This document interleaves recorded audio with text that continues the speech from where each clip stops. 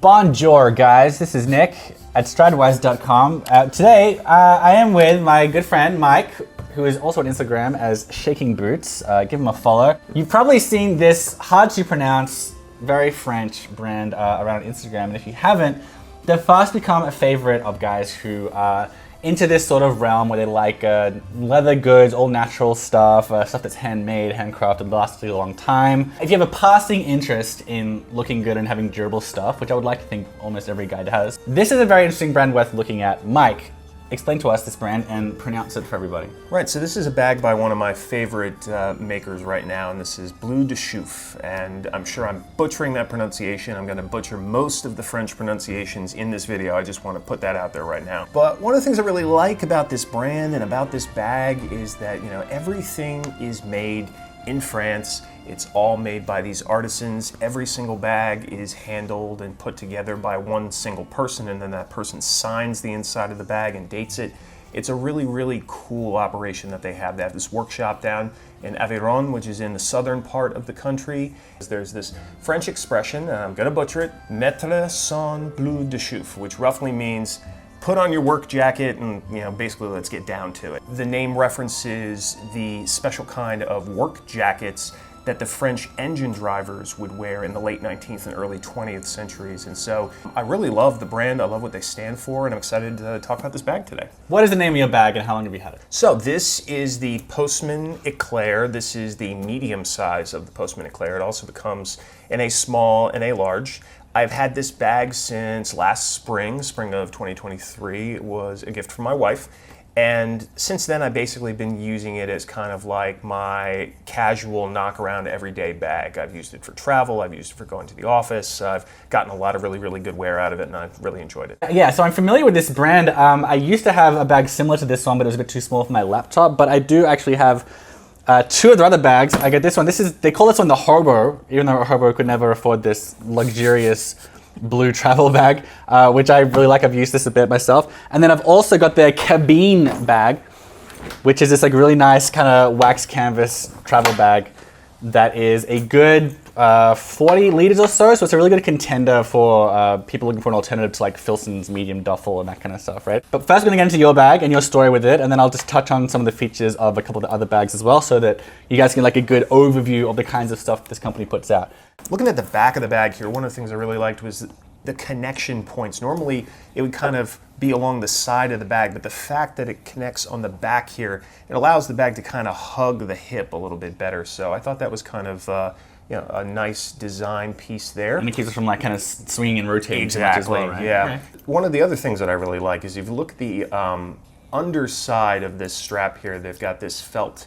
And this is really nice because, you know, it's not going to damage your clothing. It's also going to make it so that the bag's not really going to move around too much on your shoulders. So the material of this bag, of course, is leather, and there are a few reasons why the leather stands out. It's definitely full grain. A lot of brands say they've got full grain leather, but actually it's been like sanded to an extent to make it more uniform in appearance, which isn't the end of the world. It's not like a massive durability hit like a lot of people might think it is. But this is, you can very much see the grain on this bag. Because it's so full grain, it's a little inconsistent, if that's kind of what bugs you. I don't think it should, but that's kind of one of the fun side effects of having really full grain, minimally processed and sanded leather. Another thing is that the leather is vegetable tanned. Broadly speaking, there's basically two ways of making leather. There's some other ones, but it's basically chrome tanned or vegetable tanned. And chrome tanning is faster, it makes for softer leather, you can dye it more colors. There are reasons to like chrome tan leather, especially because it tends to be more comfortable for footwear. But when it comes to bags, vegetable tan is a really good choice for it. Great points. Another really, really good point is that actually when Bleu de Chauffe puts this leather together, they have a process for weather treating it that they actually claim is better for the environment. So, you know, that's another one of those selling points perhaps about this bag that, you know, a lot of people who are interested in a heritage bag, but maybe interested in something a little bit more sustainable, you know, it will appeal to them. We haven't yet figured out what tannery this is from. It does say on here, in French it says leather, cow leather, and then underneath that it says Taurus leather. And so we thought that maybe that was the tannery called Taurus Leather. We looked it up, and it was a very fetishy leather goods place that Mr. Fetish Finland wears their stuff. Yeah, give them a follow. It's give it's Mr. really Fetish good Finland one. content. I don't believe that is the same company. So maybe someone just translated cow as Taurus. I don't know. We're trying to figure out. If we find out from the company, we'll put it on the screen. But they might be trying to keep that secret, which is not that unusual, honestly. But whatever it is, it's French. Vegetable tanned, and they've got like a wider array of colors than you typically get in vegetable tan leather. I mean, their blue leather is they're pretty famous for their blue leather. It's unusual to get that such a wide. It's not a huge variety, but for vegetable tan leather, it's a pretty wide variety of colors. Well, and this is what they call the Cuba Libre leather, and it's a really nice kind of rich medium brown. It's got some nice kind of red undertones, and the patina that it's developed over the last year or so is really nice. It's really kind of getting better and better with time. And then when you kind of open it up, the leather on the inside, it's more sueded on the inside, so that's really nice in terms of just protecting any valuables that you've got on the inside of the bag. But you also have this special kind of insert here. This fits a 13-inch laptop or a tablet. You also have this removable pouch. The person that's responsible for building this bag from start to finish, they sign their name to it. It's just sort of one of those really nice little heritage touches that I like. All right, so we talked about the leather, talked about the inside.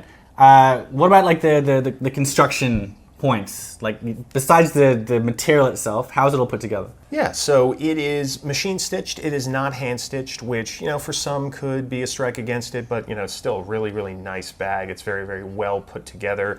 Does not have a zipper, which kind of bothers me. I think I would be concerned if I didn't close the top of it. It's also worth emphasizing that a lot of companies, a lot of guys really purposefully don't want zippers in their bags because that's a breakable part. This bag is unlined.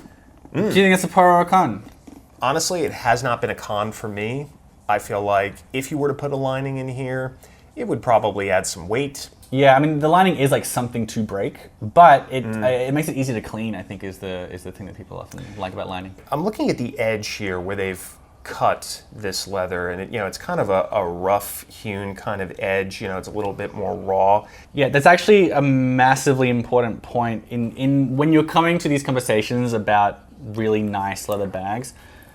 The way the edges are finished, or if they're finished at all, is a really big differentiator. So the classic comparison would be between Saddleback and Frank Clegg. Saddleback is like a really big leather bag company, really well known, and their stuff is like very, very rugged, outdoorsy, old-fashioned, adventure-inspired sorts of like leather bags. It's all rough, I think they're called naked, unfinished edges, all raw edges. And then Frank Clegg, on the other hand, it's like $1,200, I think, or around then. Some of his bags are 5 figures.